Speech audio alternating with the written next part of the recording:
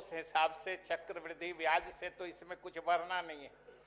तो इन लोगों का वही हमने कहा है कि उन लोगों को तो 10 साल बाद हमने दिया है, इनको 5 साल बाद ही 2018 में ही दे दिया गया था, वही तो हम कह रहे हैं। चलिए, क्या हम एक चीज जानना चाहते हैं मंत्री महोदय से कि जो आईटी प्रबंधक है उसके विशेष भत्ते की बढ़ोतरी किए हैं कि आप मान दें, क्योंकि आपके प्रश्न में क्लियर नहीं है, बिल्कुल गोल मटोल जवाब दिया है विभाग। मेरा एक ही मांग है कि चूंकि आईटी प्रबंधकों के मानदेय में आपने वृद्धि की है, एग्जीक्यूटिव असिस्टेंट उसी मानदेय पर, जिस भी मानदेय पर जब भी बहाल हुआ 10 वर्ष पूर्व, आपने उसको विशेष भत्ता 18 में दिया है। कार्य की स्थिति को और क्षमता को देखते हुए ही विशेष भत्ता दिया जाता है, वह मानदेय नहीं माना जाता है।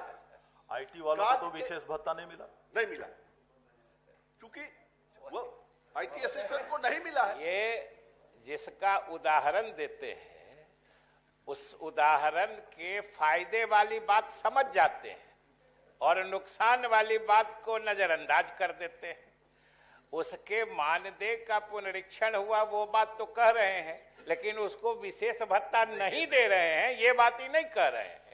इसलिए कुल मिला के अध्यक्ष महोदय, जो एग्जीक्यूटिव असिस्टेंट है इनके प्रति तो सरकार 5 वर्ष पहले ही इनका बढ़ा दिया था। साफ कहना है सभापति महोदय कि काम करने की जो प्रक्रिया है, तरीके हैं, जो क्षमता है, उसके आधार पर आप विशेष भत्ता, किसी का काम घूम घूम कर जगह जगह जाकर सरकार की मदद करने की बात होती है, तो वैसे कर्मी को विशेष भत्ता दिया जाता है कि उसको जो घूम घूम कर जो डाटा कलेक्ट करना है और जो सरकार को मुहैया कराना है, उसके लिए जो खर्च होता है उसके लिए विशेष भत्ता दिया जाता है।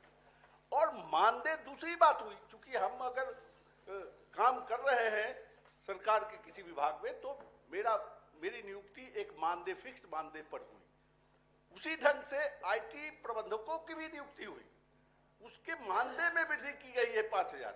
टेक्निकल क्वालिफिकेशन उनका ज्यादा होगा, ज्यादा होगा। ये भी जिस पद पर है उसी टेक्निकल ये के तहत बहाल हुए। दोनों की हड़ता जो निर्धारित थी सरकार के साथ, हम समझते हैं कि मंत्री महोदय इसको और भी गंभीरता से देखकर इसका जवाब दें। महोदय, हम तो पूरी गंभीरता से देखे हैं कि दोनों के मामले में 2 तरीके से वृद्धि की गई है। और जो कह रहे हैं कि घूमने फिरने के लिए भत्ता है, तो घूमने फिरने के लिए भत्ता अगर जितना घूमिए उतने देंगे तब न वो उस हिसाब से होता है। और अगर लेकिन हम आपको लगातार सैलरी जैसा ही एक मुश्त राशि दे रहे हैं, तो ये घूमने से कैसे लिंक हो गया? ये तो घूमना तो एक पार्ट है जॉब का।